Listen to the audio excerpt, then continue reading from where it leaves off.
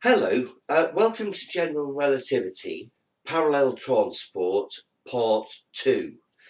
In the last video, we had an introduction to, as the title might suggest, parallel transport, but in particular, we looked at two kinds of vector fields. A constant, flat, Euclidean type of vector field, like this one up here on the board, and a non-constant variable vector field, and we compared the two. And if I just draw in the diagram of a non-constant vector field, then it might look something like that, with the vectors all non-uniformly pointing in all directions and with different sizes. So if you try to map this vector onto this vector, then you would find that there'd be a mismatch between them, and you get the covariant derivative, which would indicate this angle, which we call dv by d lambda I. We would find that we would have this angle here between them, or some level of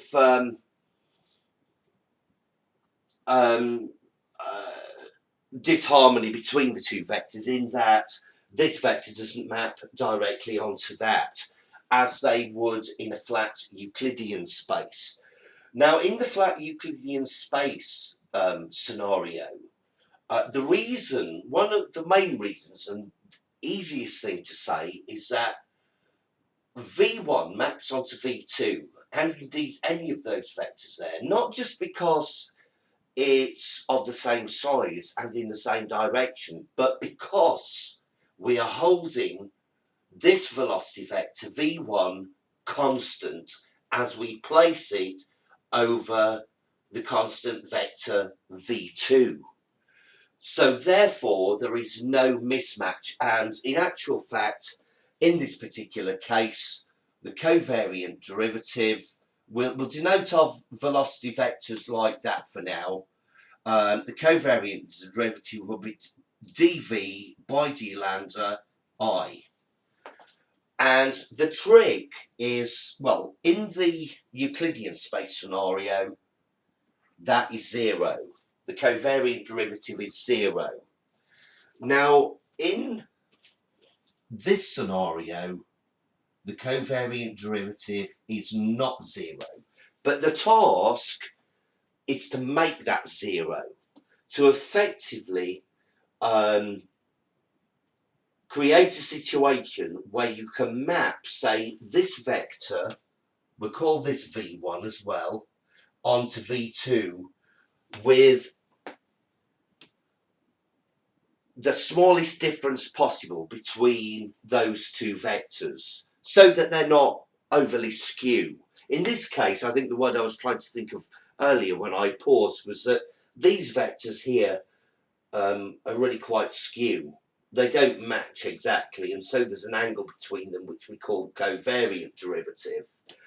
The task is to limit or reduce that skewness. This is my own language. I don't think many other people would describe it like this, but this is the logic of it to me, and I hope it makes sense to you as well.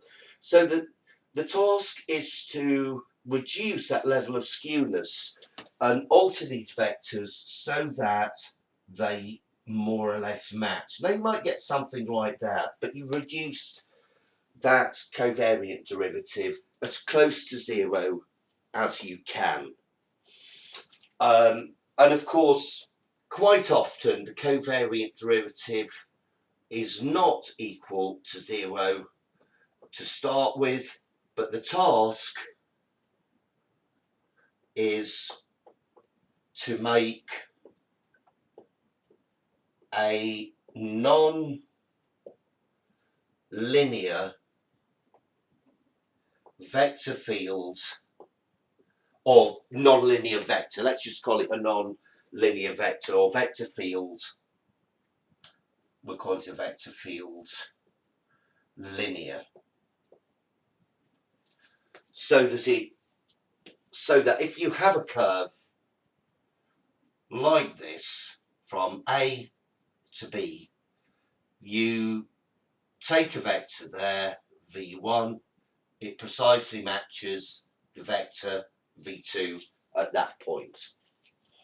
So that is really what we're aiming at doing. And of course the mathematics gets you know, a lot more involved, so we're going to do this in stages. So what else do I want to say? Well, I want to talk to you because I didn't explain this d lambda I a little bit very well, I don't think, in the last video. But basically, let me just erase this part of the board.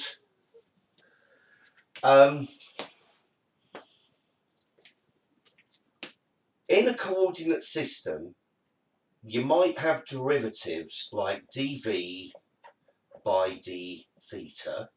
You might have another covariant derivative, because that's what they are, d phi. So we've got dv by d theta, we've got dv by d phi. We might also express the d theta and the d phi as dv by du1 and dv by du2.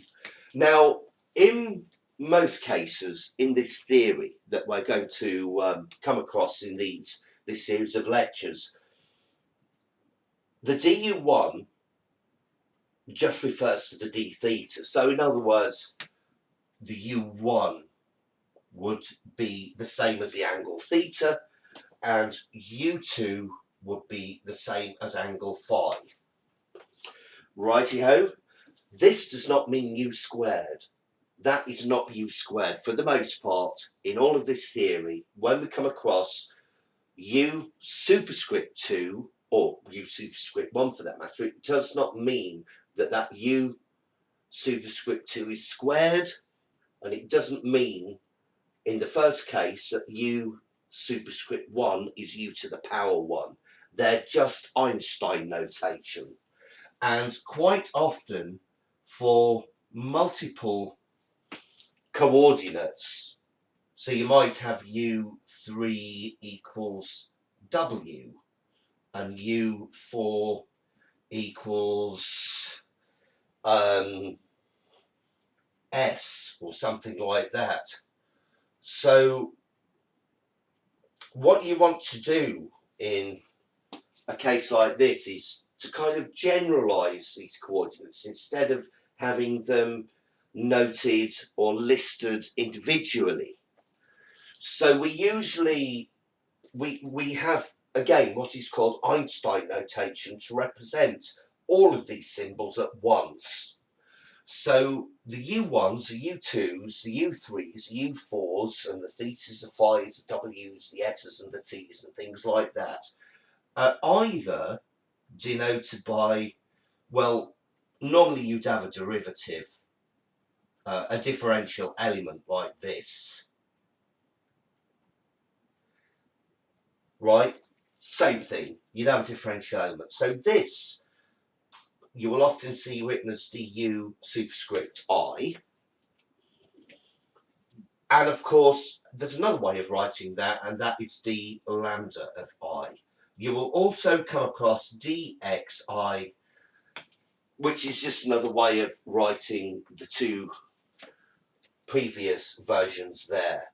These dxi's, d lambda i's, and dui's all represent different coordinates, all lumped into one, basically. And as we go along in the lectures, you will need to understand what the 1, the 2, the 3, and the 4 actually means. Because, let me just erase this from the board.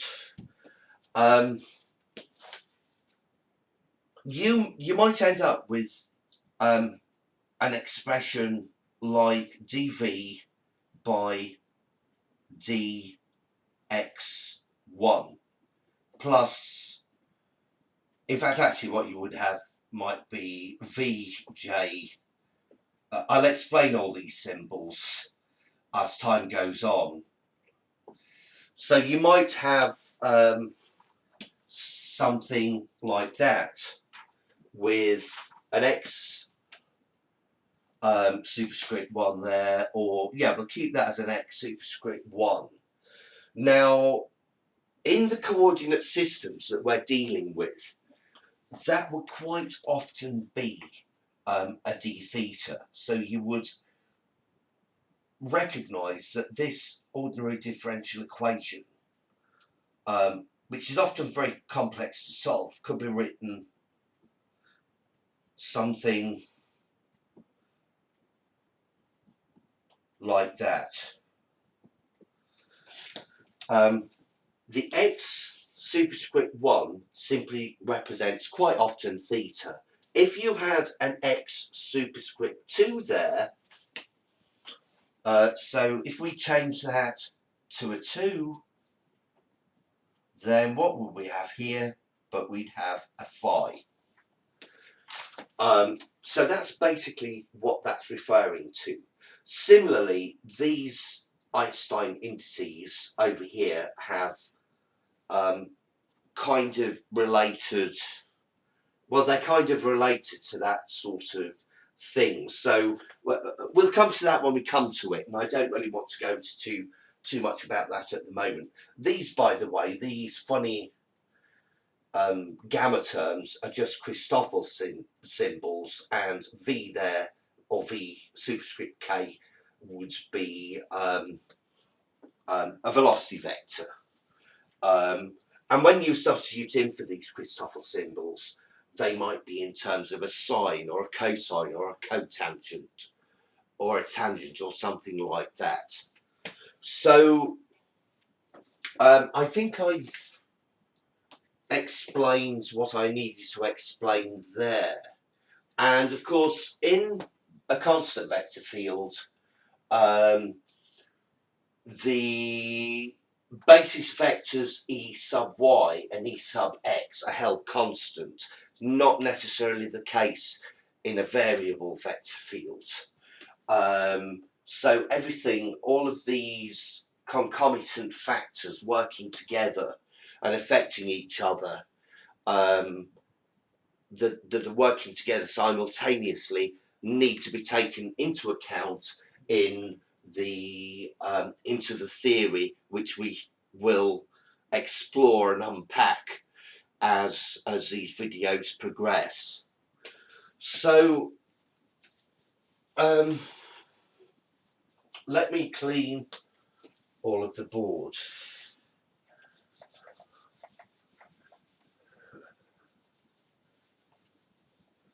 Right.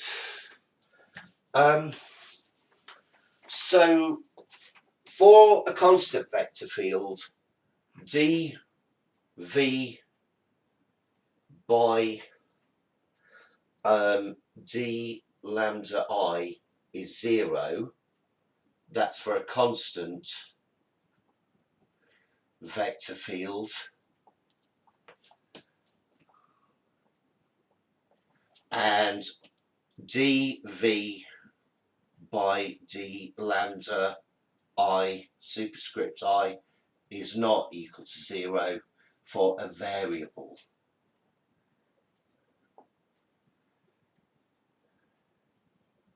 Vector field.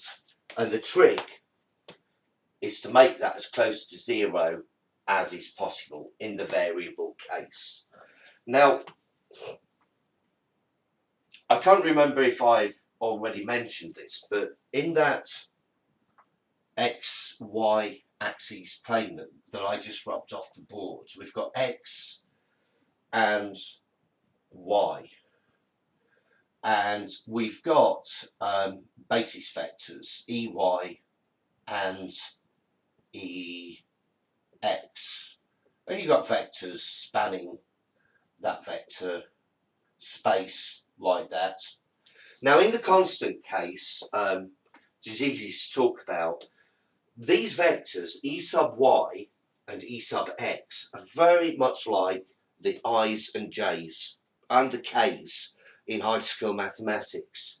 So for example, in high school mathematics, you might have a velocity vector that's written like this. I plus 3j minus 5k,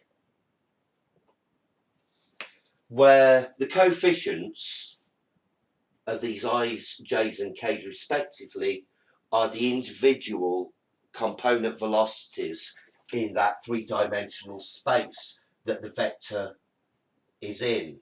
So if you've got a vector, we've got vector, I'll make it an arrow, so we've got vector v, and it's got a component of 1 down here, 3 along j up here, 1, 3, and I've drawn this rather oddly, haven't I? So 1, 2, 3, 4, 5. So how do we draw this? Right, so it'd be somewhere over there. So it wouldn't be up there. It would be acting down there in that direction. So you should have component of 1 down, 3 up along the y-axis, and minus 5 along the k-axis. If this is your k-axis, j and I. Sorry, I should have labelled those. So once again, I'll just recap. That would be 1 along I, 3 along j, and minus 5 along the k-axis, giving us a velocity vector down here. Now it's pretty much the same in this case, because you might get a velocity vector which is v equal to some velocity vector 1 multiplied, instead of I we have ex plus a velocity vector v2 along y. And if you were to be considering this in three-dimensional space rather than at a constant height, say, you might have, let's just put that x up there, you might have v3ez like that. But of course, we don't write our vectors out like that in general relativity. By the way, this would apply to a non-constant vector fields as well. You would simply write, what have I got here? Vj, where j represents, how shall I put it, one of the velocity coordinates along the necessary basis vectors. So along here, let me just rub that out. We want an EJ there. So, for example, V1, E1 would correspond to the velocity component in this direction with E sub x as its basis vector, just like an I. This similarly acting just like a J in this sense, in the high school sense, and so on. But we just shorten it to give V equals V superscript J E subscript J. Now, what do we do with this? Well, in the last video, we looked at covariant derivatives. Again, where a covariant derivative is the extent to which a vector changes along with another vector, or along with the change in another vector. So they kind of simultaneously change according to what each other's doing. So let me just wipe that off the board again and write that down. So we've got v, or the velocity vector, is equal to v superscript j e subscript j. Right? So to find the covariant derivative, you simply differentiate.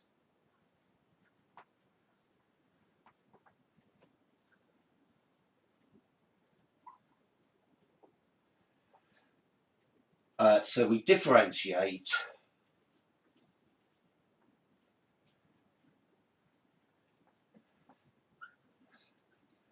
with respect to, and I'm just going to say the generalized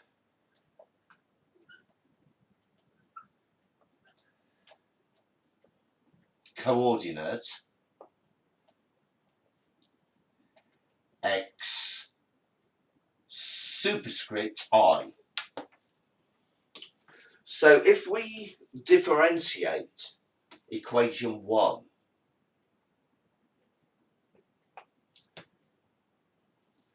we get d by dx superscript I of the velocity vector v. Make that look more like a d. There we are. And that is equal to the derivative with respect to xi of vj e sub j. Right. Now, you might have done similar things in high school mathematics like this, particularly if these two variables, if you like, are functions. So you need to use the product rule and differentiate according to that. So if we differentiate the v first and leave the e sub j alone, we get dvj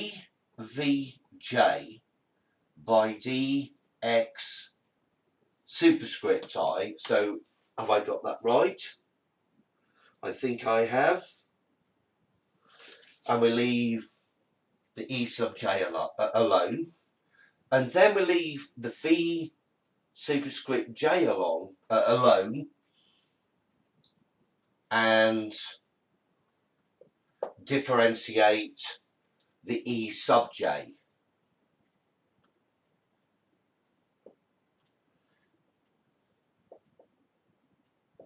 Right. Now then,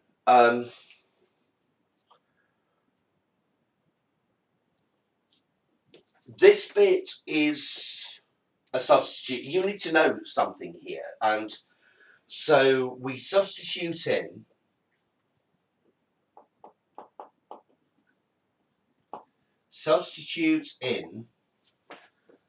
dej by dxi equals the Christoffel symbol, gamma, to the power k. I'm just going to use slightly different indices here.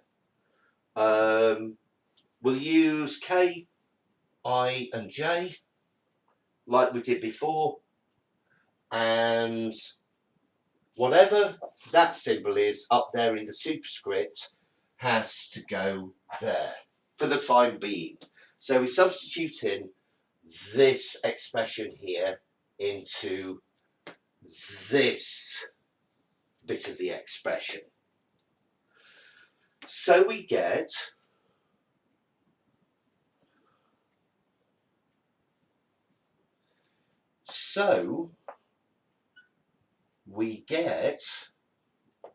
and I'll see if I can squeeze this in, dv, the derivative of the vector with respect to x superscript I, is equal to dv superscript j by dx superscript I e sub j plus v sub superscript j times the Christoffel symbol to the power k sub ij. Sorry, I said to the power k. That is not to the power k. That is a Christoffel symbol superscript k sub ij. And we've got an ek there. Now,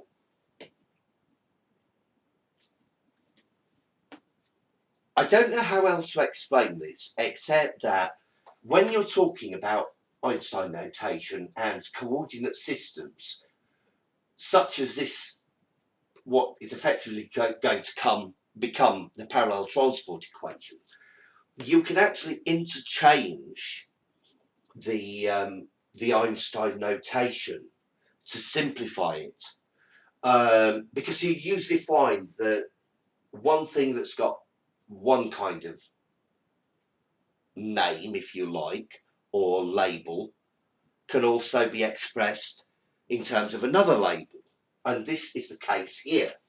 So if we put j equal to k, or in fact we'll keep this as it is in terms of k and i's and j's, but we'll change this j and this j to k, then because they're essentially the same, j and k are essentially the same, so we've got dv by dx superscript I, which is equal to dv superscript j by dx superscript I.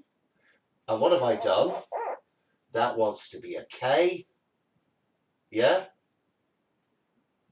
And we've got an e sub k there, plus vj Christoffel symbol superscript k ij or sub ij e sub k. Right, now this actually simplifies the algebra because what we've got is something that can be factorized. So we have dv by dxi. Let's make that look more like an I, the letter I. And that's equal to dv superscript k by dxi plus v superscript j times the Christoffel symbol gamma superscript k sub ij, and of course around that is a bracket with ek outside. Right, so that is our parallel transport equation, which I'm going to check. Well, it almost is. Actually, that's the covariant derivative, because this is the covariant derivative on this side. But because this is what we need to make equal to 0, let me just use my red pen.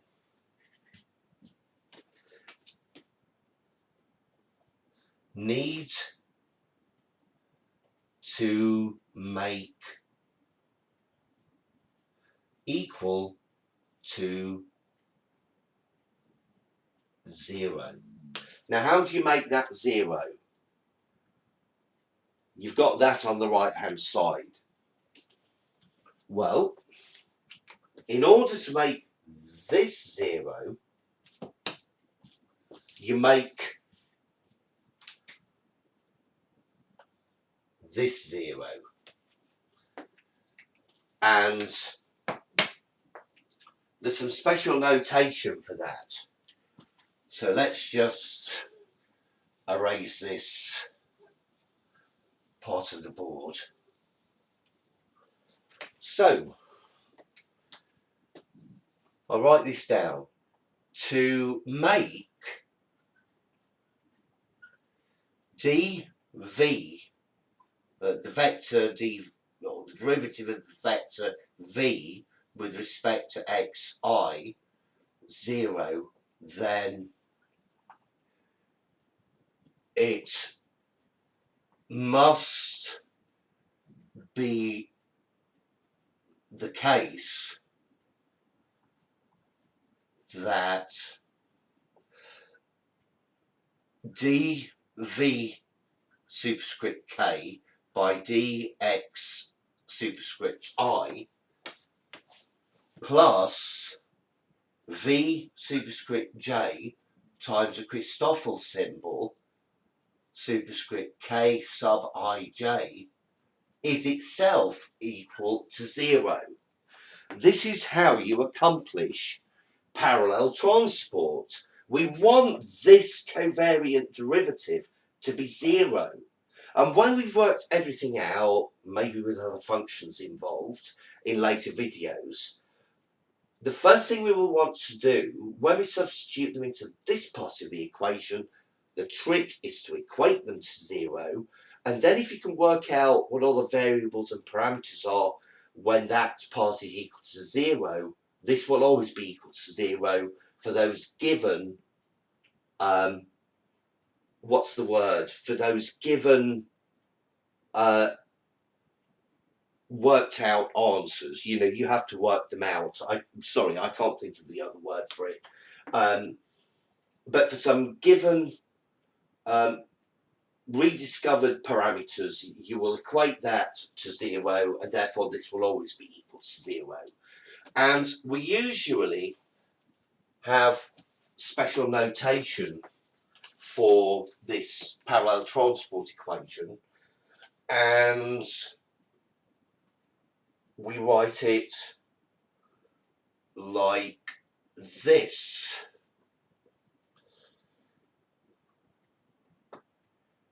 So big D v superscript k, because we're talking about the index k here, so obviously it's the vector superscript index k, and obviously we're talking about the derivative with respect to dx superscript I, so we want a big D x superscript I there, and that is equal to well, I'm going to write it first of all like I've written it there, but in many cases you use partial derivatives for this.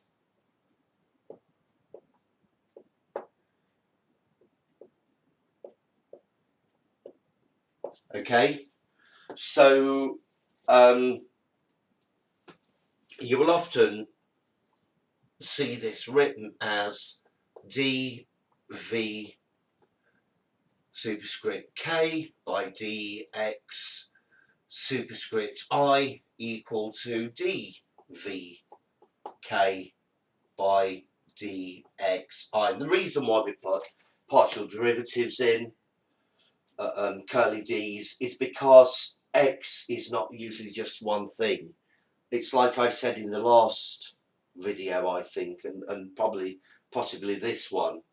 X1 can be theta, x2 can be phi, x5 could be w or s or t or something like that. So this x superscript I contains all the information about all the other variables that you then subsequently separate out when you actually do solve the equations, and you solve either each ordinary differential equation that drops out of this individually, or you solve them simultaneously where possible. And some of them are not easy to solve, but you can make allowances and make assumptions, and over a certain given you know, ranges on the globe representing Earth. If you use certain parameters, they do work out quite nicely. So this would be, let's just finish this off. And that's another way of writing it. So when you get to this equation, and after in subsequent videos, when we have discovered what these Christoffel symbols are in terms of hopefully elementary functions like might be sine, cosine, tangent, cotangent, then we equate all of this to 0 and solve that part of the equation to find out what the parameters are to enable that to be 0 so that this is 0. And that's what we do. And so in general relativity and in the case of parallel transport, we want to make this derivative, which is a kind of covariant derivative in itself, really. I'm not sure if it's got some other name, but we want to make that or that equal to 0 as well. And thereby this equal to 0 or that equal to 0 and solve. So I'm going to leave it there because I think the video has already gone on long enough. So please do subscribe and come back for the third video. I'm sure it won't just be a third video, but there'll possibly be a fourth and a fifth and so on. Do subscribe and do feel free to watch my other videos and keep coming back and stay updated. And suffice for me to say, I hope you enjoyed that and got a reasonable amount out of it. I hope I explained it well enough for you to understand. And until next time, I bid you farewell for now, so goodbye and cheerio.